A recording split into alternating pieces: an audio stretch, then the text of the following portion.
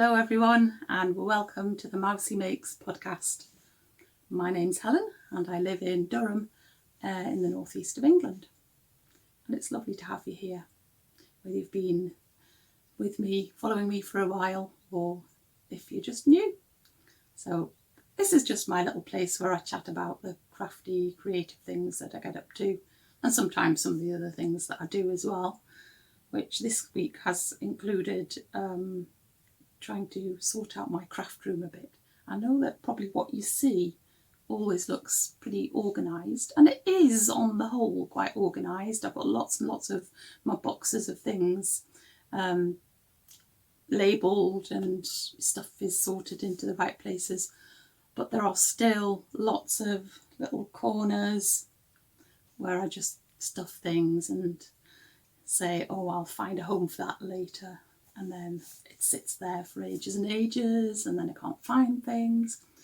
But one of the problems that I noticed particularly recently was that I had a lot of books lying around, sort of overflow books, because I keep buying books. And I just had no space left in my bookshelves in here. So I thought it was time for a big sort out. And one of the things taking up a whole shelf pretty much was loads of folders with knitting and crochet patterns and some sewing things that I've just over the years torn out of magazines. And I filed them very neatly into categories, but I just thought I just hardly ever look at them. And they're just taking up a whole shelf. So I thought it was time to sort through those. So that was a bit of a major job. It actually took me quite a while, longer than I thought it was going to. And I decided just to thin them out completely and, give up a bit more shelf space. And it was quite funny because while I was busy doing this slightly tedious job, I was watching Jeanette on Crafty Creations podcast, and while I was watching her, one of the first things that she said on her latest podcast was that she was planning to tidy her craft room. So there I was doing the very same thing. Anyway, things are much better now, all nicely sorted, and yes, there are still corners that I need to look at, but at least I haven't got lots of books lying around and things. I also did a little bit of move around of where some of my yarn was stored, because my cotton yarns, which I use quite a lot because I like making little amigurumi, were down here. And I kind of thought, oh, that's handy because I can pull them out. But actually, it wasn't handy at all. It was a right effort to try and get them out. So I've swapped them round. So the boxes that are there used to be on the shelves up here. So I've done a swap around. So the cotton yarns are up here. And that's just some yarn that I don't really access on a regular basis. So anyway, so first of all to the 6 Makes challenge, which is where a few podcasters have decided they're going to commit to choosing things from their making bucket list and try and finish them this year, I guess. So I decided to join in with that. I thought it was a good idea and chose my 6 things. And I have already showed you one completed thing, which was the embroidery of the dandelion clock flower. And I was very pleased with that. So the other things, so I've got some more finished things. Two more things that are finished, and one that's nearly finished, one that's just started, and then one that's still yet to be started. So first of all, I have finished the socks. So this was sock yarn that I'd got earlier this year, which had been sitting around with me, not using. And so I have made these lovely socks. I'm very pleased with them. And I cannot remember the name of the yarn, can I? No. So I'll put it in the description box below. And if I forget to mention anything, or if I forget to put something in the description box and you're interested in it, please just ask me a question in the comments and I will try to answer that.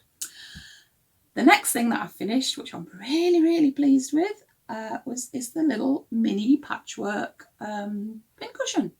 I'm really really, really happy with that.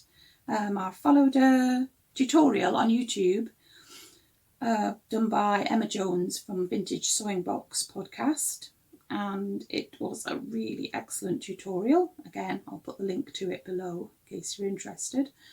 And it introduced me to using something called hexiform, to use the shapes instead of using paper to make the patchwork shapes.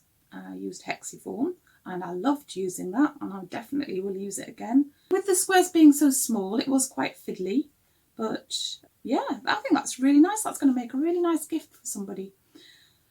And I loved it so much that I've made 2 more. First of all, this one. The only problem with that was that I realised too late that I hadn't done the little quilting stitches, which I think will be fine, although I do like that little extra feature to it.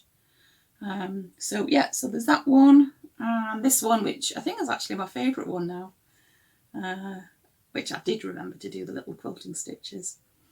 I think if you look close up, you can see where I've sewn the little squares together, but as Emma Jones said on one of her videos that I was watching, I think it was about the different threads that you can use. I liked what she said in the end, which was, you know, it doesn't matter if you don't have the correct thread, or if you can end up seeing where the patches are sewn together. She said, embrace your stitches. So I like that. So I'm embracing my stitches. You can see that it's handmade, and that's fine with me. So next, right, okay, that's in here, and this is the sweater that I'm making, the Nuuk sweater, which is very, very nearly finished. And oh, that's the front, and I really love it. So it's knitted in the round, but otherwise it's really, really simple. It would be great for a beginner, really simple for a beginner, as long as you're happy with knitting in the round. The yarn is Cascade 220 in a colour called Camo, and it's an Aran weight. So, you know, although I'm not a very fast knitter, it's gone quite quickly, really. So I've done the ribbing on the sleeves there as well as down at the bottom. So all I need to do now is the ribbing around the neck. The only thing that I found with this was that I was just worried about running out of yarn. Before I did the ribbing, I decided that I might not need to make this the length that it said in the pattern, which was 34 centimetres down here. So I put all of my stitches onto a bit of yarn and actually tried it on. I just weighed how much yarn I had left, and then when I'd done the ribbing, so when I'd done that much ribbing, I weighed it and I thought, yeah, maybe I better stop there. And so I definitely will have enough to do the ribbing around the neck now. So no worries there. And I think, yeah, that's going to be great. Great. Although we are having a little warm spell here at the moment as I chat to you, so I don't think I'm going to be needing to wear that quite at the moment. And then finally, in the 6 makes, I have started making the butterfly fingerless gloves here from the book Woodland Knits. Lovely little pattern, but I am thinking I might need to take this out and start again with slightly larger needles, because that is a bit tight for me to put on, although I don't think they're going to be for me. I don't think I know anybody with particularly thinner wrists than me, and that's just a bit tight. So before I go on to the Enchanted Forest make-along update, just going to tell you that I've joined another make-along. This one is called the Across the Pond Shawl make-along, knit-along. It's called a knit-along, yes, Cal, yeah. And this is being hosted by lovely lady Ruth from the Ruth Loves to Knit podcast, and her across the pond friend Fernanda, who has the Little Monkeys and Me podcast. Yeah, so for this make along, you can, although it is called a knit along, you can crochet a shawl if you want. But I have hardly ever knitted. I think I might have once knitted a shawl, which wasn't all that successful. But I decided to knit a shawl anyway. In all my sorting in my craft room, I thought I really must find some things to use up some of this stash. So consequently, I chose a shawl that would use up a couple of balls of Aran weight yarn, Drops Big Delight it's called, where the colour doesn't have a name, it's just called 01, I think. I like the way that it's just blocked out in stocking stitch and then garter stitch. And yeah, I mean, I think that's going to be a really cosy shawl. I'm knitting it on a circular, but it's not knitted in the round. Just to give you the length, but I haven't got a circular long enough. This is my longest one. I'm not sure what this measures, but it's definitely not 40 inches. So, and I think as this is going to get longer and longer, I'll probably have to buy a new one. But I'm using these interchangeables, Knit Pro. What do you call those wooden ones? The wooden ones anyway. I'm knitting them on 5mm interchangeables, but I think I'll just be able to buy a longer, this bit. What do you call that bit? Okay, so that's my shawl, and I'm very happy to be joining in with that little make along. So it's not really too demanding to have that extra thing into all my makes. So finally, as far as make-alongs go, onto the Enchanted Wood make-along. So first of all, I'm going to try and give you a little brief overview, as brief as I can manage, of the story that I've been creating as I've been going along making these Enchanted Forest characters and things. So we had the gnomes, Ragnar, Oswald and Magnus, and Fairy Mouse right at the start of the story, who are kind of hanging around wondering about who lives in the toadstool house when they spot little Froglet. And before they can sort of do anything about it and go and speak to Froglet, and I don't know why they don't, they're definitely been a bit slow to react to things in this story so far. Anyway, Froglet jumps into the fairy ring that's appeared, and he is just turned into a teeny tiny mouse. Now this whole episode was watched by Badman, who sees that there's a tiny mouse in the fairy ring and steps forward and grabs him, puts him in his bag and runs off. So at this point, Fairy Mouse decides to take control of the situation and leads them to her friend, the Bee of Knowledge. The bee says that the best person to help will be Martha the Magical Moth. And he doesn't know where she is to be found, but the Great Rainbow Snail will know, he says. So off they go on a little expedition to find the Great Rainbow Snail. And when they find her, she tells them where to find Martha the Moth. And when they find her, she agrees to help. And this is using her magical power, which allows her to see a trail of starry dust coming from any distressed creatures. And so hopefully she'll be able to detect where Teeny Tiny Mouse is. And as they follow her, they meet another of the forest dwellers, Pip the Pixie, and they tell her about their quest. And so she's quite a clever little pixie and offers her help.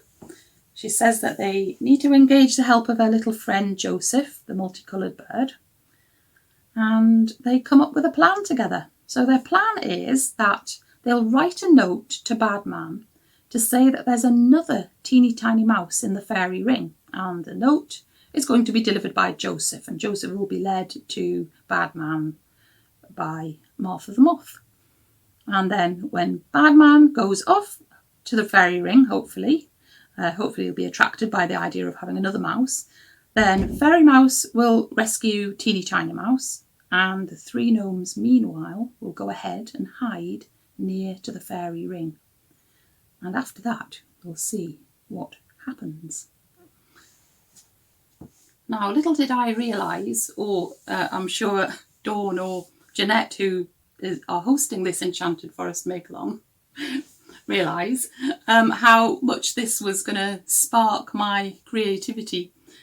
So not only is this story going along, but it's actually inspired me to do some more drawings of the Enchanted Forest scenes and even a bit of painting, my most recent hobby, watercolour painting.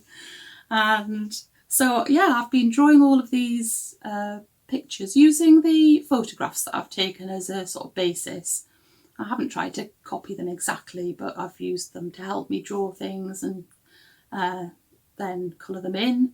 And I don't really know what I'm going to do with these pictures, but I'm just having a lovely time drawing them and sharing them on Instagram sometimes as well. And then the other thing that I decided to do, well, if you've been following me for a while, you'll know all about the 100-day project where I did a tiny picture every day for 100 days. And before I started that, I bought a picture frame because I was going to choose my 4 best pictures to put them in there. But as it turned out, I decided to frame all 100. And so that left me with a picture frame. And I just had the idea the other day that, I could make it into an Enchanted Forest kind of commemoration. No, that doesn't sound right, does it? But you know what I mean. An Enchanted Forest, a reminder of taking part in that. So I thought, right, I'll do some tiny pictures of Enchanted Forest things and put them into the frame. So I sat down the other day and I did quite a few, and then I just chose 4.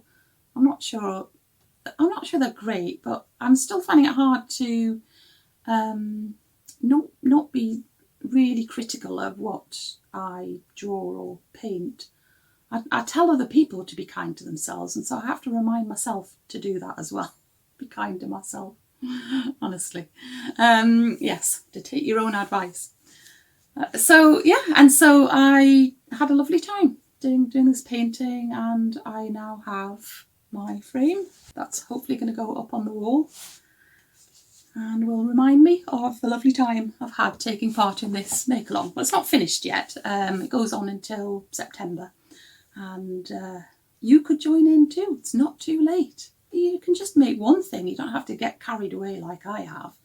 There are some lovely things that have been made already that I've seen on Instagram or sometimes in people's podcasts as well. Really lovely things. So yeah, you could do it. Just make one thing. Anyway, I think I'm just going to finish off today's podcast with a little, it's not exactly a walk, but just with a little video montage of some of the beautiful flowers that are around at the moment, including, I'm going to start off with some gorgeous pink roses that are in my back garden, but then some of the other wildflowers that I've seen as well.